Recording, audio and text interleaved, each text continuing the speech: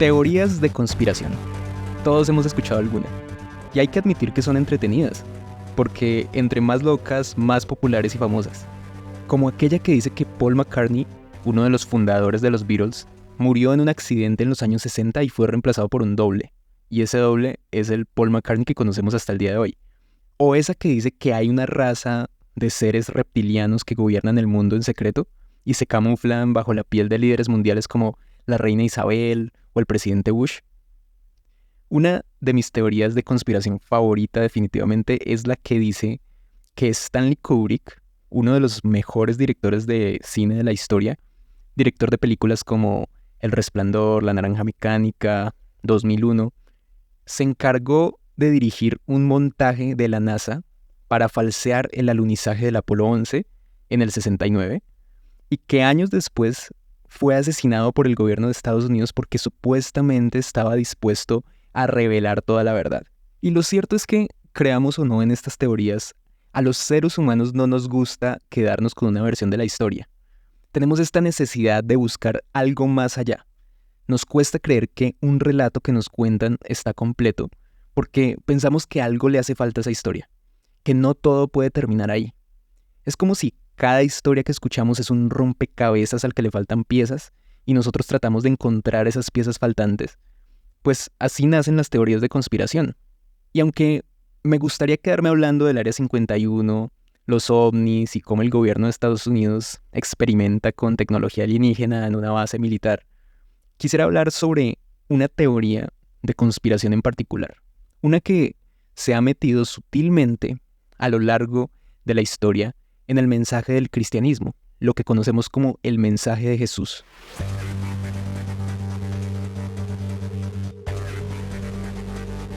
Este podcast se llama Mito Cristiano y mi propósito es hablar y desmantelar todos esos mitos y mentiras que por tantos años han dañado y distorsionado el mensaje original del cristianismo.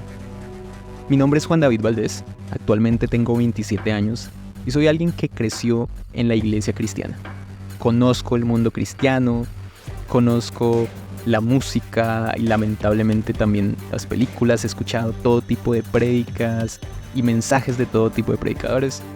Conozco la Biblia, la he leído y he tenido la oportunidad de estudiarla también.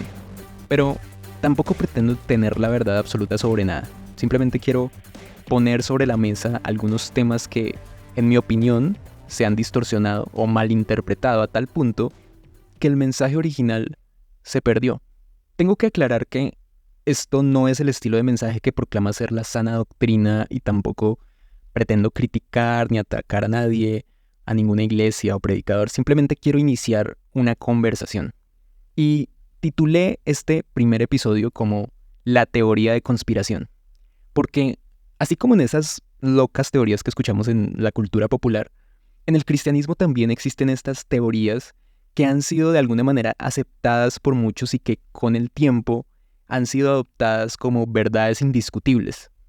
Estas teorías son creencias que surgen a partir de una interpretación particular de la Biblia y que en ciertos casos se alejan del mensaje central del cristianismo. Cuando yo era niño, crecí en medio de algo que me gusta llamar la época de la paranoia apocalíptica. Esto fue a principios de los años 2000, cuando era muy común ir a cualquier iglesia cristiana y escuchar a todo el mundo decir «Cristo viene pronto, Cristo viene pronto». Y le hacían a uno la pregunta «¿Estás preparado para cuando Cristo venga?» Y era una época donde todos vivíamos asustados, ¿no? Al menos recuerdo mis amigos de generación, vivíamos con miedo, sobre todo si eras un niño que apenas había pisado la tierra por 10 años, 11 años, y de repente escuchabas que Jesús podía regresar en cualquier momento y te podía quitar la oportunidad de crecer, casarte y tener una familia, tener una vida. Y en ese tiempo, lo crean o no, se hicieron populares sagas de películas sobre el apocalipsis bíblico y yo las vi completas. Mientras los niños de mi edad crecían viendo, no sé, Star Wars, El Señor de los Anillos, Harry Potter, yo estaba un fin de semana viendo la saga de la Gran Tribulación.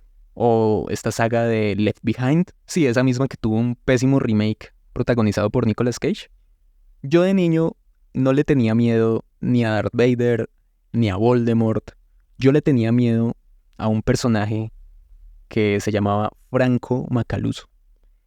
Ese era el nombre que le daban al supuesto anticristo en estas películas. Y mi generación quedó marcada con esas imágenes que mostraban cómo en un abrir y cerrar de ojos, cuando Jesús viniera para raptar a su iglesia, algunos aviones se iban a caer, porque el piloto era cristiano, claro, accidentes en carreteras, los columpios quedaban balanceándose totalmente solos porque los niños habían sido raptados, arrebatados, y básicamente vivíamos asustados porque Jesús podía regresar en cualquier momento. Y había una pregunta que nos hacían en ese tiempo que siempre me ponía a pensar, y era: si hoy murieras, o si Jesús viniera hoy, ¿irías al cielo? ¿O tienes cuentas pendientes? ¿O tienes algún pecado por el cual no has pedido perdón? Porque siempre se decía, Cristo viene pronto. Y más vale que uno estuviera preparado. Y mi mayor miedo de niño era que Jesús regresara y me encontrara mal, sin haberme arrepentido y sin haber confesado mis últimos pecados. Y pensaba cosas como: ¿y si Jesús viene ya y olvidé confesar algún pecado? ¿Y si cuando esté viejo o a punto de morir no puedo recordar todos los pecados que cometí? En otras palabras, me preguntaba: ¿me he portado lo suficientemente bien para ser salvo? ¿Soy lo suficientemente buena persona para ir al cielo? Y era frustrante porque también crecí pensando que Dios nunca me iba a ver con buenos ojos, que Dios era un anciano sentado por allá en su trono esperando a que yo cometiera uno de los tantos pecados que están nombrados en la Biblia para castigarme, maldecirme y hacer que mi vida fuera una desgracia. Pensaba que Dios siempre estaba enojado conmigo porque yo no dejaba de equivocarme y cometer errores. Entonces, ¿quién era yo para que Dios me amara o me salvara?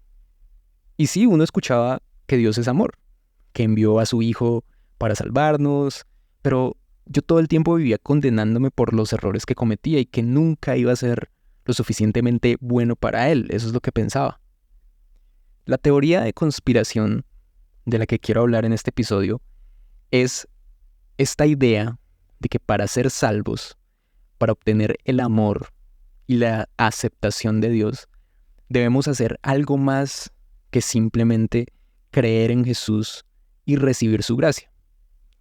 Muchos creen que la salvación se obtiene a través de sus propias obras, ¿no? Nuestras acciones, nuestro comportamiento. Aquí está la gran mentira, y es el mito del que quiero hablar en este episodio. El mito que habla de ser buenos para ser salvos, de ser buenas personas para ganarnos el amor de Dios. ¿Qué hacer para conquistar el corazón de Dios? De hecho, en la imaginación colectiva está la idea de que las personas buenas van al cielo y las malas al infierno, ¿no? Y son populares chistes acerca de cómo al momento de morir Dios puede sacarnos nuestro historial de Google o nuestras conversaciones en los grupos de WhatsApp para negarnos la entrada al cielo, ¿no? Y creemos que entre más santos, más buenas personas, más nos ama Dios. Entre más espirituales, entre más oremos o más leamos la Biblia, más vamos a agradar a Dios. Hacemos todo tipo de cosas para portarnos bien y tratar de ganarnos el cielo, como se dice popularmente. La gran diferencia entre el cristianismo y otras creencias o religiones está en un simple concepto que es la gracia. Si hay una palabra que resume el mensaje cristiano, es gracia. Según el diccionario, gracia es tener algo sin haber hecho ningún mérito. Para un ser humano es imposible ser lo suficientemente bueno para ser salvo, para ganarse el amor de Dios. Por eso era necesario que Jesús viniera a la tierra para morir en la cruz por nuestros pecados. Jesús tomó nuestro lugar y se ofreció como un sacrificio para salvarnos. La Biblia habla de la salvación como un regalo. Nadie la merece, nadie hizo absolutamente nada para recibirla, ningún mérito, ninguna buena obra. La salvación a través de la obra de Jesús es un regalo, eso es la gracia. Sin embargo, para los teóricos de la conspiración, este relato está incompleto. Ya saben que nosotros los seres humanos, creemos siempre que nos cuentan una historia que algo le falta o está incompleta. Y así como en las teorías que mencioné al principio, hay personas que creen que esto es demasiado bueno para ser verdad. Esto de la salvación es demasiado bueno para ser verdad. Que no es posible que la salvación sea gratis. Entonces han distorsionado el mensaje y predican que además de lo que hizo Jesús, nuestro comportamiento, nuestras obras, lo que hacemos, lo bien o mal que nos portamos, lo bien o mal que pensamos, esto también va a determinar si somos salvos o no. Y peor aún, si Dios nos ama o no. Dicen que con la gracia no basta, que la muerte y resurrección de Jesús por nuestros pecados no fue suficiente. Esta teoría no solo afecta nuestra creencia acerca de la salvación, no solo se trata de a dónde vamos después de morir, también afecta el cómo vivimos nuestra vida aquí en la tierra. ¿Por qué? Porque nos hace vivir pensando que se trata de nuestros méritos y de nuestras acciones. Por eso cada vez que cometemos un error, es como si lo que Jesús hizo perdiera validez. ¿Quién no ha pensado alguna vez que Dios lo borró del libro de la vida, ¿no? Cada vez que cometió algún pecado. Porque según ellos, Dios nos ama solo si obramos bien y su estado de ánimo está determinado por qué tan bien o mal nos portamos. Entonces, cada vez que cometemos un error, nos equivocamos, Dios se enoja con nosotros, nos castiga, nos maldice y por eso nos va mal. Entonces nos condenamos a nosotros mismos y hasta llegamos a creer que perdimos nuestra salvación. Y vivimos en este círculo repetitivo de equivocarnos, sentir culpa, arrepentirnos, pedir perdón, de nuevo caer y repetir el círculo una y otra vez. Pero la buena noticia es que Jesús murió en la cruz y su obra está completa. No tenemos que hacer nada adicional. Dice la Biblia que Dios hizo un nuevo pacto con nosotros y nunca más se acordará de nuestros pecados y de nuestras transgresiones. Dice la Biblia, a partir de la cruz, nunca más se enojará con nosotros por lo que hagamos. Su amor es incondicional y no depende de nuestras acciones o de nuestras obras. Gracias al sacrificio de Jesús, por gracia, somos salvos. Es un regalo. Jesús tomó nuestro lugar de manera absoluta. No hay que añadirle más a la historia. Lo único que tenemos que hacer es creer. Creer que ese sacrificio fue suficiente para salvarnos y perdonar todos nuestros pecados. El momento en el que creemos que nuestras obras, nuestro comportamiento, nuestra manera de actuar nos salvan, nos redimen, nos suman a lo que ya hizo Jesús, que el portarnos bien o mal hace que Dios nos ame más o menos, en ese momento le estamos quitando importancia a la obra de Jesús en la cruz, porque el cristianismo no es sobre lo que nosotros hacemos, sino sobre lo que Jesús ya hizo. Lamentablemente esta teoría de conspiración ha hecho que el mensaje de Jesús no se predique como un mensaje de gracia, sino como un mensaje de cambiar nuestro comportamiento, cambiar lo que hacemos, cambiar nuestro estilo de vida. Por eso se tiene esta imagen de que los cristianos somos personas a las que se nos prohíben hacer cosas, ¿cierto? Comportarnos de cierta manera, hablar de cierta manera, pero eso no es lo que importa. Jesús dijo, la única obra que Dios quiere que hagan es que crean en quien Él ha enviado. Siempre van a existir los teóricos de la conspiración que nos digan que no fue suficiente, que algo le faltó a esa historia, que lo que hacemos determina el amor de Dios por nosotros, pero no es así. Nada de lo que hagamos va a hacer que Dios nos ame menos. Y aun cuando nos equivocamos y pensamos que Dios se enojó, que nos ama menos por ese error, tenemos que recordar que el sacrificio de Jesús lo cubrió todo. Y no lo merecemos, fue por gracia, porque de eso se trata. Ahora, ¿qué significa todo eso para mi vida diaria? Porque sí, se habla de la salvación, de lo que pasa después de morir, si voy al cielo, si voy al infierno. Pero esto va más allá de eso.